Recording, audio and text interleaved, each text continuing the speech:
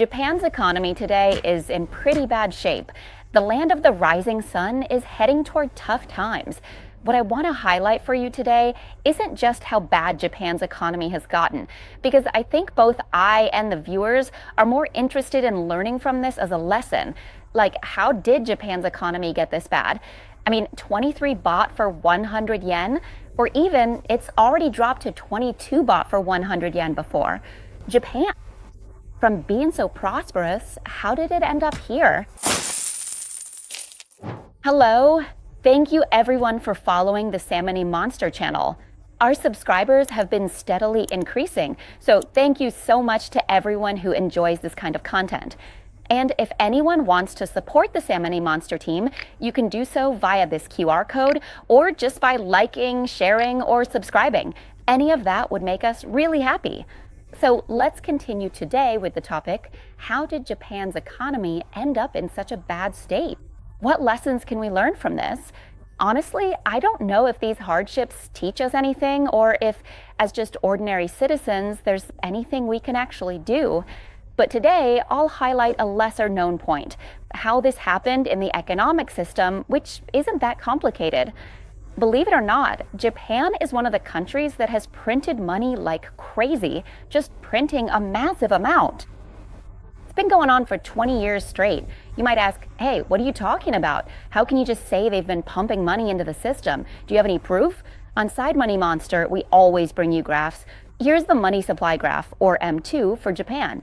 It clearly shows that Japan has been massively increasing the amount of yen in the system, printing more and more money continuously until it has skyrocketed to this level, and they're still printing money right now. So you might wonder, what kind of system is there? How does the process work when they print money to help the economy? Well, it goes like this. It's a circular system, like this. The central bank is the one that prints the money, right? The BOJ is the one who prints the money, and then the government borrows it. That's because the government sells Japanese government bonds. The government issues these bonds, which are like coupons, to the central bank, which buys them. Basically, they're printing money to lend to themselves. This cycle has been going on for a long time, but it really intensified starting in 2013. The BOJ, or the Bank of Japan, has been focused on printing more and more money, right? Meanwhile, Japan has been focused on issuing more and more Japanese government bonds to sell to the BOJ. Since 2013, it started with the government selling less than 100 trillion yen in government bonds to the BOJ, and that amount has increased to 600 trillion yen by 2024. So it just kept increasing and increasing until today. And if you've been following Japan's economic system, you'll notice that Japan has had a zero or even negative interest rate policy for a very long time. Why do they have to do that? It's actually pretty simple.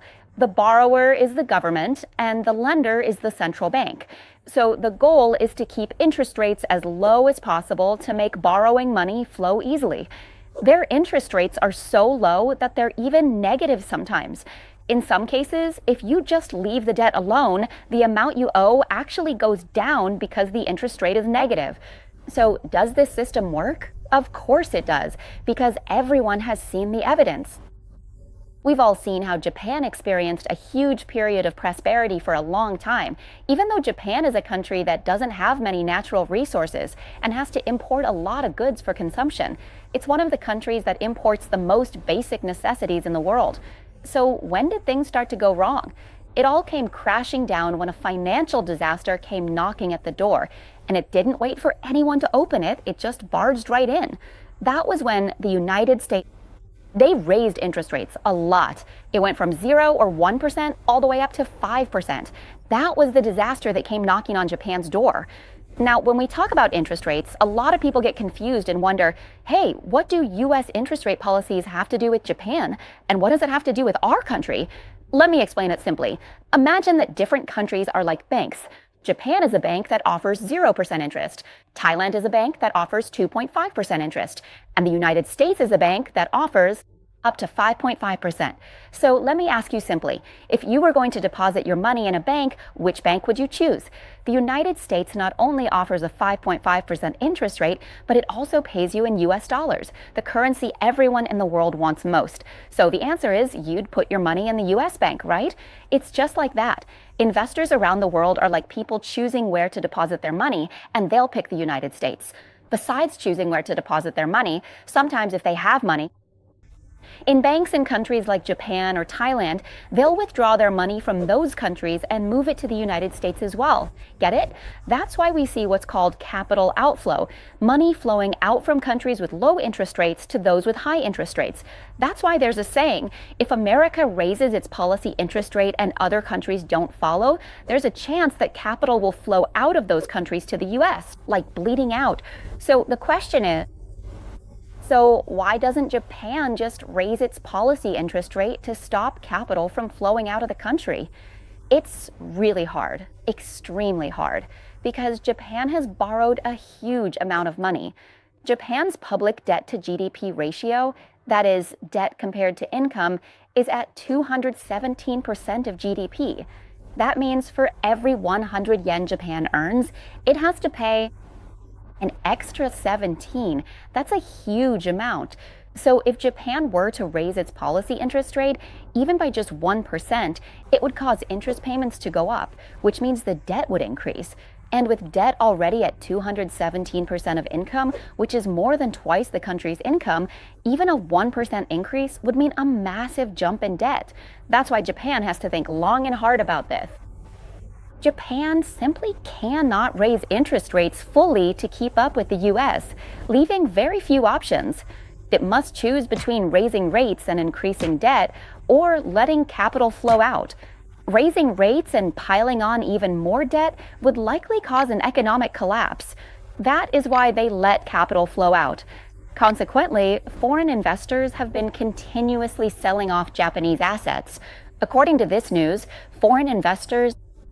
Japanese stocks have now been sold off for 5 consecutive weeks. This is another massive wave of selling this year, following the heavy sell-off that already happened back in March. This time, the capital outflow from Japan has reached as much as 2.14 billion yen, or if you convert that to Thai baht, it's roughly 4.6 billion baht flowing out of Japan. When the yen is no longer in demand and people are dumping it, it means the demand for the yen is low. When demand is low, it causes the yen to weaken. And if you look at the current situation in Japan, it shows that there's a continuing trend where the yen could weaken even further because investors are likely to keep dumping the yen or Japanese stocks even more.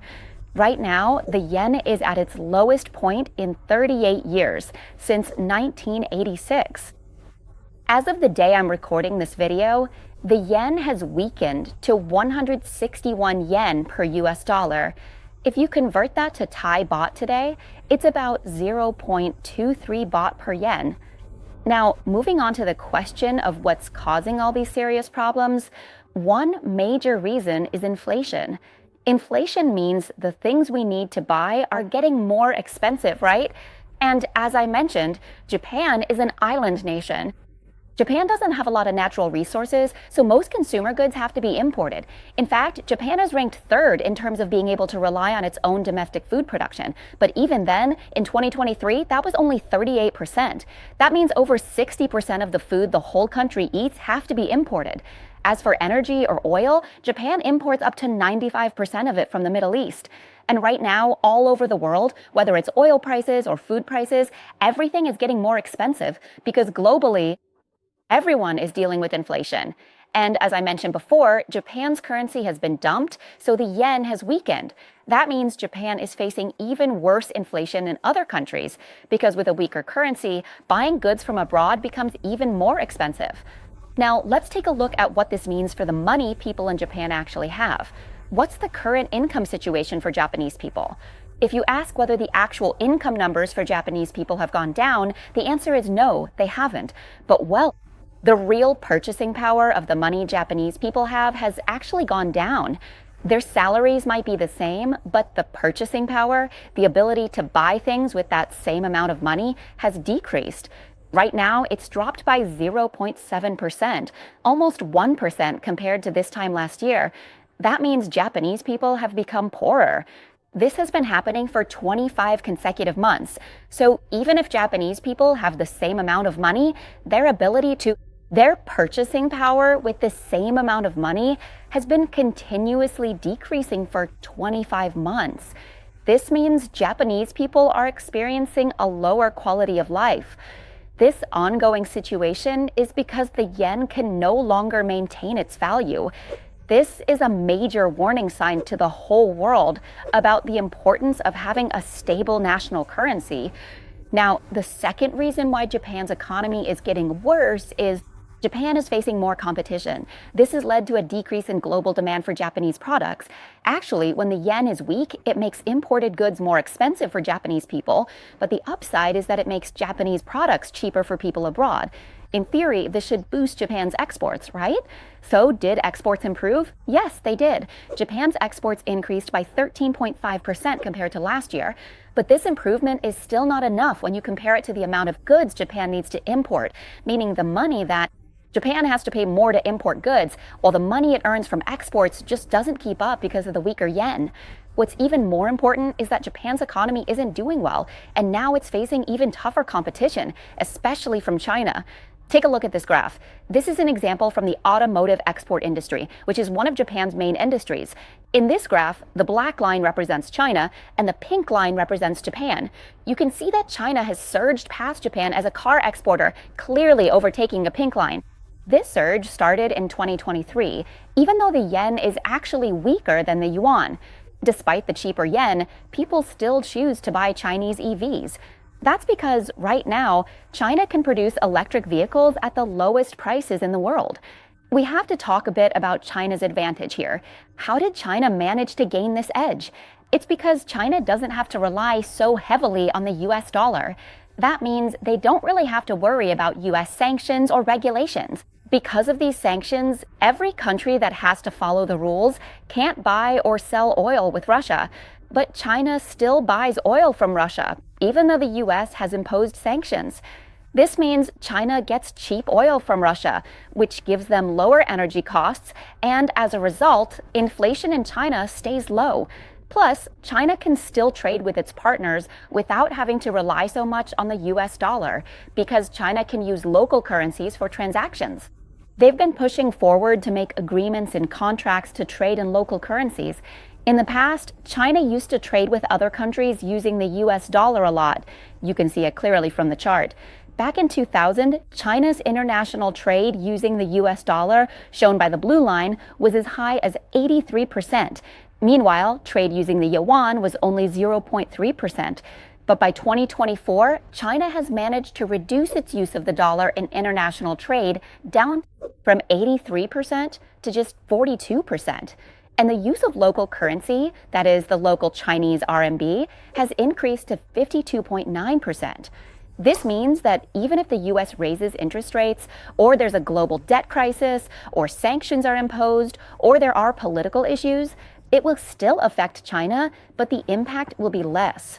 In comparison, if you look at Japan, Japan still does almost all of its imports and exports in US dollars. You might ask, hey, why does the Japanese government let the yen depreciate so much? Isn't the government doing anything? Actually, the Japanese government has taken action. They can be a bit stubborn sometimes. Later on, there were some moves that went against Yellen's wishes. I've talked about this before in another video. Japan has actually intervened to support its own currency 3 times since the US announced interest rate hikes. The policy is shown right here along this red line. Most recently, Japan poured as much as $62 billion into the market to intervene and keep the yen from depreciating any further. But it was too late. It was like throwing money away because the yen still couldn't maintain its value and kept weakening. To sum up this video, how did Japan's economy end up falling this far? And how did the yen get so weak?